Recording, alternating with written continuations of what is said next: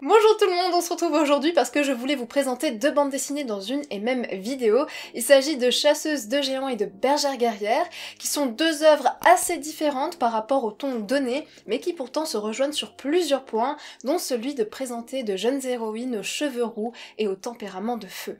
On commence avec Chasseuse de géants qui est le premier tome de la série Les Chroniques de Claudette, publié aux éditions Achilleos. Vous l'aurez compris, on va suivre une jeune fille qui s'appelle Claudette et dont le seul but dans la vie est de combattre les géants, mangeurs de pieds de bébé.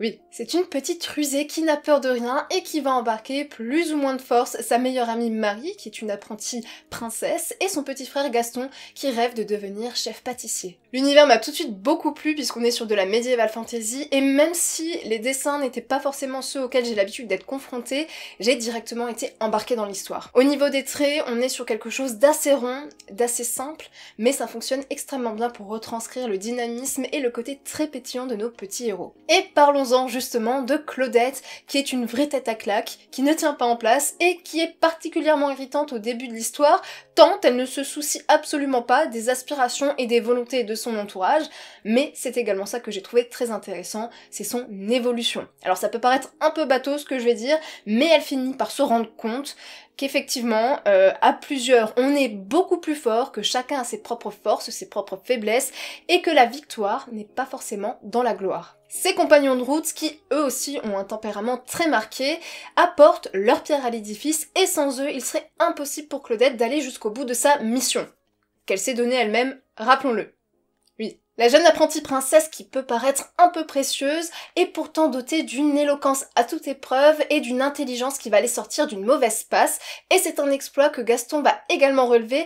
Bien qu'il ne soit pas téméraire, il va faire preuve d'un grand courage qui va leur sauver la vie. Et enfin, ce qui m'a beaucoup plu, c'est l'humour qu'on retrouve dans cette bande dessinée. En fait, ça m'a beaucoup fait penser à Kaamelott, et il y a une sorte de démystification des grands discours qui font paraître les personnages tels qu'ils sont vraiment, avec leurs défauts, leurs faiblesses, et c'est ce qui les rend attachants. C'est une BD que j'avais lue durant le week-end à 1000, et c'était très distrayant entre deux grosses lectures, et l'avantage c'est qu'il y a un début et une fin.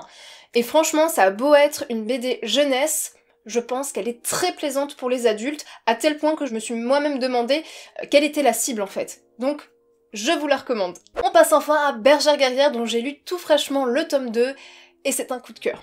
Voilà, ne tournons pas autour du pot. Au moment où débute la bande dessinée, les hommes sont partis il y a déjà 10 ans de cela à la Grande Guerre et il ne reste au village plus que les femmes, les enfants et les anciens comme ils le disent. Pour assurer l'équilibre et la survie de la bourgade, il a donc fallu prendre des décisions et c'est ainsi qu'est né l'ordre des bergères guerrières qui sont à la fois les défenseuses des troupeaux mais également des villageois. Seuls les plus braves sont sélectionnés et c'est le cas de Molly qui commence son apprentissage.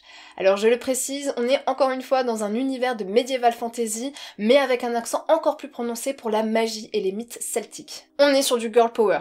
Indéniablement, on a le droit à une palette de femmes aussi différentes qu'admirables, tantôt robustes, douces, maternelles, guerrières, peureuses, courageuses, jeunes, âgées, fines, dodues, grandes, petites. On a un panel de personnalités très riche et extrêmement bien travaillé. Ça ne reste jamais en surface et plus on avance dans l'histoire, plus les personnages gagnent en nuances et en profondeur. C'est très agréable à lire. À côté de ça, on a Molly qui est armée d'une détermination et d'une niaque à toute épreuve. Elle est intrépide, sans se rendre compte réellement du danger à certains moments, mais à quelque part ça reste cohérent avec la spontanéité due à son âge.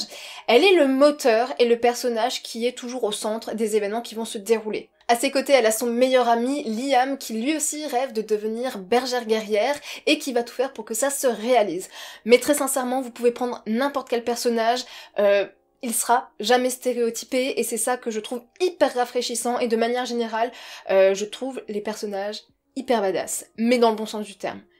J'adore. Au-delà de ça, l'intrigue est très captivante. Dans le premier tome, on nous pose l'univers, on nous présente les personnages, mais à la fin, on nous ouvre quand même sur un élément clé de l'histoire, et vous vous imaginez bien, dans le tome 2, on est clairement dans le vif du sujet. Je ne peux pas vous en dire plus de peur de vous spoiler, mais j'avais déjà beaucoup aimé le premier tome, mais alors le deuxième est encore un cran au-dessus, c'est juste génial, que ce soit au niveau de l'environnement, du développement de la magie, de la découverte de nouveaux endroits, de nouvelles zones.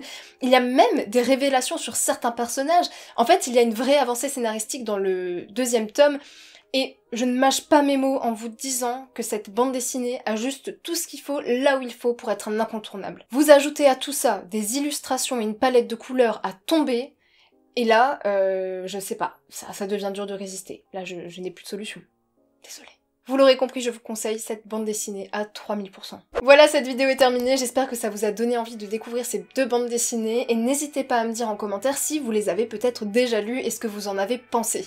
Et sur ce, comme d'habitude, je vous souhaite de faire de très belles lectures, je vous fais plein de gros bisous, et à plus. Ciao.